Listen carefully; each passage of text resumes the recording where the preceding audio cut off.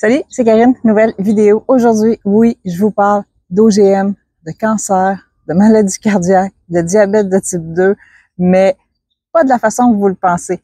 Que les rageux, les pouces rouges, attendez une seconde, vous allez voir, ça va être assez intéressant. Puis je suis certaine que ça, vous n'aviez pas entendu parler avant, mais pourtant, oui, c'est vrai. Je vous parle d'OGM dans nos potagers, mais avant de tout vous expliquer le contexte, il faut avoir deux informations importantes. Et je vous donne les deux informations. On va commencer par, c'est quoi un OGM en fait? Qu'est-ce que c'est un OGM? Oui, il y a certaines personnes qui peuvent penser qu'un OGM, bref, tout ce qui nous entoure, incluant nous-mêmes, que c'est des gènes qui se sont mélangés, que ça a donné un résultat. Pas tout à fait. Pour vraiment avoir le label OGM, vraiment avoir l'étiquette OGM, on parle de génie génétique. Là, on parle d'un organisme qui a été modifié génétiquement en laboratoire. Vous avez sûrement entendu parler de CRISPR, c'est un des outils qui permet de faire ça. C'est quand on parle de plantes OGM, je vous le dis tout de suite, si vous êtes au Canada ou si vous êtes en Europe, il y en a pas dans nos potagers. Il y en a pas. Ce qu'on a comme variété, c'est pas issu d'OGM, c'est plutôt issu de soit de la sélection.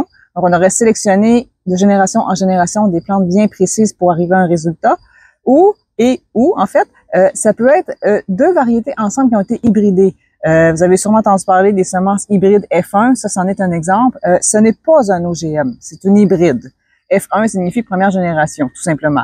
Une fois, ces semences-là peuvent pas être récoltées parce que vous n'aurez pas le même résultat, ça je pense vous le saviez déjà.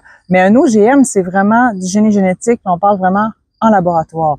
Généralement, l'objectif qu'on va vouloir avoir avec ça, c'est d'améliorer quelque chose qui existe déjà, évidemment, aux fins de consommation humaine, évidemment. Pour vous donner un exemple, c'est bidon, mais c'est juste pour que vous puissiez imaginer. Imaginez qu'on veut avoir une truite rouge, bien on va aller chercher le gène rouge dans un poisson rouge, on va aller l'introduire dans la couleur de la truite va devenir rouge tout simplement, mais on va sélectionner vraiment une chose précisément qu'on va aller donner à une autre espèce. C'est des espèces qui sont non apparentées. Donc, c'est quelque chose qui pourrait pas se faire dans la nature ou qu'on pourrait pas faire par pollinisation, par fécondation, etc. Ça se ferait pas tout seul. La seule chose qui peut le faire, c'est vraiment le génie génétique. Ça, c'est un OGM. Oui, le pigment violet. Je vous explique.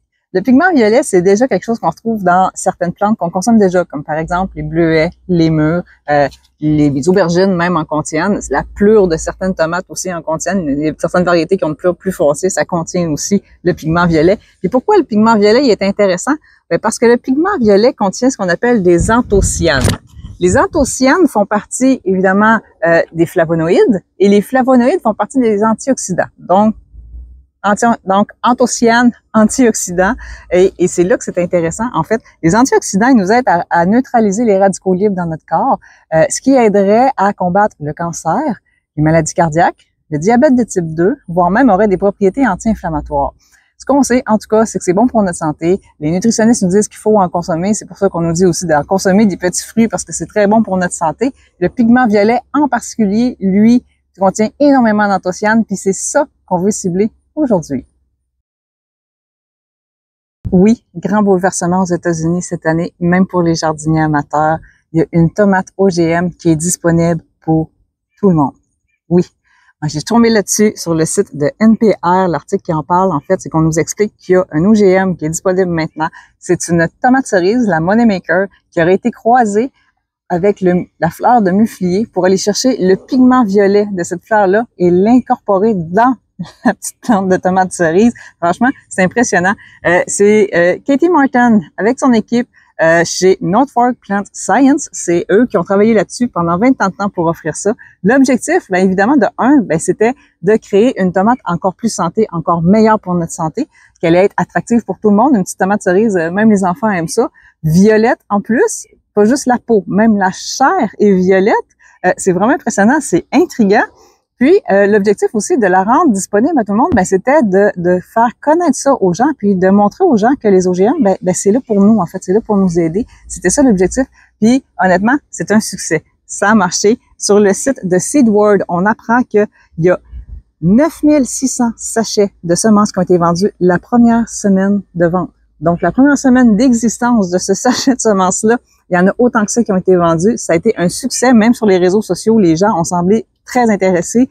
On en apprend beaucoup là-dessus. Évidemment, aussi, Pour rendre ça sur le marché, il a fallu l'approbation de la FDA, évidemment. Ça, c'est certain. Il y a aussi eu l'approbation de la USDA, évidemment aussi. Ça, je vous mets les deux liens en description. C'est intéressant aussi à lire. On apprend que cette plante-là, elle est parfaitement stable. Donc, on peut la cultiver et récolter les semences parce que c'est vraiment dans son ADN. Donc, même de génération en génération dans les semences, le marquage ADN pour le pigment violet, ben, il est là. Il est vraiment là, il reste là. La plante présente aucun danger, évidemment, pour notre santé, ni pour nous, ni pour la santé animale ou pour la faune. C'est une plante, évidemment, qui ne sera pas dangereuse non plus pour les autres plantes, c'est-à-dire qu'elle n'ira pas polliniser d'autres plantes n'importe où, ni quoi que ce soit. Il y a pas plus de danger pour cela que n'importe quelle autre plante tomate, finalement. Je vous mets les liens en description. Si vous voulez avoir une synthèse de tout ça assez vulgarisée, il y a le blog de John Porter. Je vous mets aussi le lien en description qui vulgarise ça, vraiment simple.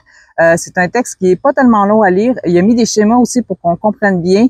Même, ça a été très bien vulgarisé. Je vous mets le lien en description. Allez lire ça si vous voulez pas vous attarder à la grosse science hyper lourde. Là. Lui, franchement, il a vraiment vulgarisé ça. C'est super intéressant. Puis il en a acheté les semences. Oui, 20 $ US pour 10 semences. Bon, évidemment, 20 ans de recherche, ça se paye. Hein? Où en acheter maintenant? Où est-ce qu'on peut en avoir ceux qui sont intéressés? Oui, on peut en acheter à condition d'être aux États-Unis. Évidemment, le North Fork ont eu l'approbation seulement aux États-Unis, donc ils peuvent seulement en vendre et en livrer seulement aux États-Unis. Ce qui est intéressant, c'est que si vous avez un contact aux États-Unis qui pourrait vous en acheter, après ça, vous les renvoyer par la poste, peut-être que c'est possible, c'est peut-être une option. Oui, c'est 20 $ US pour 10 semences, mais comme je disais, on peut récolter les semences, en avoir pour nous, en donner à des amis, notre famille. Après ça, ça peut se propager. Il n'y a aucun problème avec ça. Si vous en voulez, aller sur le site. Moi, j'ai essayé de voir au Canada. J'ai rien trouvé au sujet de cet OGM-là en particulier. Si elle était approuvée ou s'il y avait déjà des travaux qui sont en train de se faire là-dessus. À voir, vraiment. Au Canada, le processus est assez long pour avoir l'approbation de ça. Je vais essayer de m'informer ou sinon peut-être me trouver un contact aux États-Unis pour essayer de en avoir par la poste. En conclusion, je pense que mon avis personnel, c'est que je pense qu'il faut arrêter d'avoir peur des OGM. Je pense que c'est quelque chose qui est là pour nous aider. Ils font partie de la solution. Le génie génétique, ça fait partie de la solution, pas juste pour nous créer des aliments meilleurs pour notre santé, mais aussi, on le sait, les changements climatiques arrivent. On va avoir besoin de plants qui vont être plus résistants aux maladies, plus résistants aux sécheresses, plus résistants aux pluies abondantes. On va avoir besoin de plein de choses. Il va y avoir de plus en plus de bouches à nourrir aussi sur la planète. Je pense que le génie génétique, ben, ils font partie de la solution. Puis l'idée de mettre une tomate cerise disponible pour tout le monde, je pense que c'est une bonne idée. Moi, j'y crois, ça m'intéresse. Honnêtement, je vais essayer d'en avoir si c'est possible ou voir de quelle façon je pourrais en avoir. Honnêtement, arrêtez d'avoir peur des OGM. Prenez le temps de vous informer. Puis je pense qu'il y a des gens qui sont vraiment là pour nous aider. La science est là pour nous aider. On fait déjà confiance à la science sur plein d'autres choses. Je pense que là-dessus aussi, il faut faire confiance. Puis c'était ça, le but de ma vidéo aussi, c'était d'en parler d'une façon un peu plus positive que ce qu'on voit généralement. Si jamais ça vous intéresse, je vous mets tous les liens en description de tout ce que je vous ai parlé. Puis je vous prépare d'autres sujets comme ça. Évidemment, ça me demande beaucoup de recherche, fait que c'est un peu plus long. Mais oui, je vous prépare d'autres vidéos comme ça. J'essaie d'en faire aussi au courant de l'été. Abonnez-vous. On se revoit bientôt. Bye bye.